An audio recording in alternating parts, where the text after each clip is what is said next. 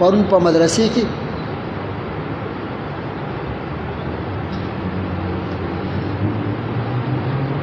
کې سوو سپګې نو لیکن چې کله مولانا انوار الحق صاحب ته پته ولګېده په هغه باندې خو څه چلو شو بیا نن موږ تاسو ته دا درخواست راوړی چې په 75 ساله په 15 او یا کاله د دارالعلوم کې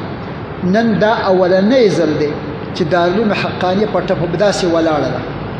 بالکل ولاړه ده ګیس د هغې خو زه ویلی نه شم نو د ګیس تقریبا 1 کروڑ بل دی دغه رنګې د بجلۍ 60 لاک روپۍ دی د دکاندارانو د دنیا بیلونه دي لیکن سو خبر ځکه نو چې کوم عالمگیر ناظم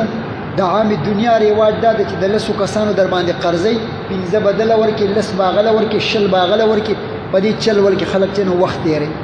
هغه عالمگیر ناظم به د خلکو سره دا چلونه کول او مدرسه الحمدلله ښه په طریقه روانه وه چا نه ویلي چې په مطبخ کې وړه نشته په مطبخ کې دال نشته په مطبخ کې غوړي نشته یا د بجلی بل نه دی ورکړل شوی یا د ګیس بل نه دی ورکړل شوی یا چرته د دکاندار قرض ده لیکن نن هغه ډینګي واله دی او داسې ډینګي را ټینګ کړی چې هغه نه د خبرو دی نه د پاسېدو دی او بس چې را پاسې نو داسې کېږي هغه خو چې څنګه هغه یوه هفته په هسپتال کې هم خیر و اسلو او چې کله 2 هفتې په کور کې تېره کړه هر شي چې نه سر را پورته کړو دکاندار راغی قصاب راغی سبزی والا راغی وړو والا راغی د بجلی چې کوم عاصم منیر اعلان کړی چې بای زه چې د چا موږ د بجلی تحقیقات کو ټول هر شي چې نه سر را وویست او چې کله مدرسې ته پته ولګېدله په مدرسې کې د یوې میاشتې د چلولو دپاره هم څه شی نه پرون په مدرسې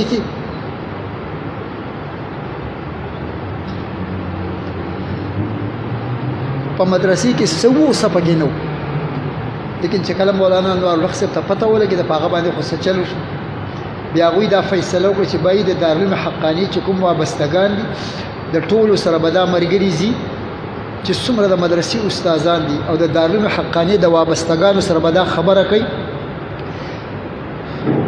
چې په مادري علمي باندې حالات راغلي اوس په دې حالاتو کې تاسو به قرباني کوئ ځکه چې تاسو هلتې وئ مدرسې په تاسو قرباني کړې وه د خپل وس مناسب هغوی ستاسو د تربیت دپاره ستاسو تمام ضروریات پوره کړي نن په مادر علمي باندې راغلې ده اوس به تاسو د هغه خپلو چې کوم در سره د هغې احساناتو د هغې بدله به ورکوئ او د دارالعلوم حقانیې د بیا د راپورته کولو دپاره او د دې د دغه موجوده حاضر ضروریاتو د پوره کولو دپاره ستاسو نه د تعاون مطالبه کوي په خپله تعاون کولی شئ ستاسو په جوماتونو کې ملګري دي موږ د جومات چنده نه غواړو چې ته په منبر باندې اعلان وکړې چې داسې چل دی الحمدلله په هرې محلې کې د هر عالم د هر مدرس د هر امام د هغه د خلکو سره وابستګي ده د خلکو د هغه سره تعلق دی مولانا یوسف رحمه الله ته د دارالعلوم دیوبند نه یو ملګری تللی د چندې په طور باندې سفیر تللی مولانا یوسف رحمه الله ورته خط ولیکو چې دا خطواله په نظام الدین کې پلانکو کسانو ته به ویسي خو هغه سفیر ته دا ذکر وکړو چې ګوره ترالی ما تاله خط ولیکو ته به اوس دا خط اخلي دا خپل عزت به ته قرباني هلته کوي ورځې به د مدرسې د دین په نوم باندې ورځې اخوا تعالی هغه څه درکوي او که څه نه درکوي تا الله جل جلاله ته خپل جذبه او خپل قرباني وښودله انشاءالله د دې قربانۍ بدلې به تا ته هم میلاویږي او په کوم غرض باندې چې ته راغلی انشاءالله هغه به الله پاک پوره کوي نو زموږ د تمامو علماو نه د تمامو مدرسینو نه او د تمامو امامان نه زموږ دا درخواست دی چې هغوی به د دارالعلوم حقاني د ضروریاتو د پوره کولو دپاره یو خو به د خپل الله نه غواړي په کوم جومات کې چې ستاسو سره ماشومان دي په دغې ماشومانو باندې د الله په دربار کې دعاګانې وکړو او په 3م نمبر کې د دارالعلوم حقاني د دغه ضروریاتو د پوره کولو دپاره خپل عزت د الله د رضا دپاره د الله د دین او د عظیم دینی مرکز د بچاو دپاره قربان کوي انشاء الله العزیز ته به د عزت قرباني ورکوي بل سړی به د مال قرباني ورکوي او دارالعلوم حقاني مرکز علمي به الله جل جلاله بیا را اوچتی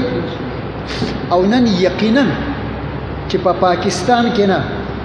بلکې په عالم اسلام کې چې د دارالعلوم حقانی څومره وابستګان دي که شاګردانی دي که اسی ورسره وابستګي ده نن یقینا هغوی په فکر کې دي او الحمدلله د هغه فکر په برکت باندې به خدای پاک دا تمام ضرورت پوره کوي خو چې کومې قریبې علاقې دي په هغوی باندې دا ضرورت الاقرب فالاقرب قانون دی په هغوی باندې د دې ضرورتو د پوره کولو دپاره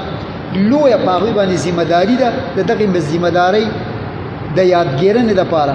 موږ دا 4 کسان ستاسو سره راغلي یو تاسو ته دا درخواست کوو چې د دارالعلوم حقانیې سره د خپلې وابستګۍ د اظهار په طور باندې چې څومره ستاسو نه کیدی شي انشاءالله العزیز په خپلو جماعتونو کې په خپلو محلو کې د هغې دپاره کار وکړئ چې الله جل جلاله دا مرکز علمي د پریوتو نه بچ کی او خدای پاک د هغې غونته کې قایم او دایم وساتي لکه څنګه چې دا قایم او دایم و ان شاء الله العزیز د دغه درخواست لپاره راغلی یو ممکن ده چې تاسو به زموږ په دې درخواست باندې لبیک وایي او د خپل وس مناسب به ان شاء الله العزیز دغه رنګي کوئ تبلیغي جماعت ماتوي چې د افریقې په ځنګلونو کې مونږ روان الته مونږ حیران په دې چې دلته بچرته انسانان اوسېږي او که به نه اوسېږي لیکن چې کله مونږ په دې ځنګلونو کې ګرځېدو اچانک مونږ ته آبادي په نظر باندې راغله بیا په هغه آبادۍ چې ترې ننوتو وی مونږ دا سوچ کوو چې دلته به د دین کار څوک کوي د دین دا اهمه مسئله به دلته چا را رسولي چې کله مونږ هلته کې لاړو او عالم ته ورنږدې شو دغه عالم نم تپوسونه هم ترې نه کول نو هغه عالم په دوران د خبرو کې ماته ګویا شو چې زه یم پښتون او ما ته دا دومره عظیم اهم کام چې الله جل جلاله ما ته راکړی دی دا د دارالعلوم حقانیې د وابستګۍ برکت دی چې ما په دارالعلوم حقانیې کې دومره وخت تیر کړی دی چې نن الحمدلله زه د افریقې په دې ځنګلونو کې چې چرته هم ته وینې او تا ته د دین رڼا په نظر راځي دا به زما د وجې نه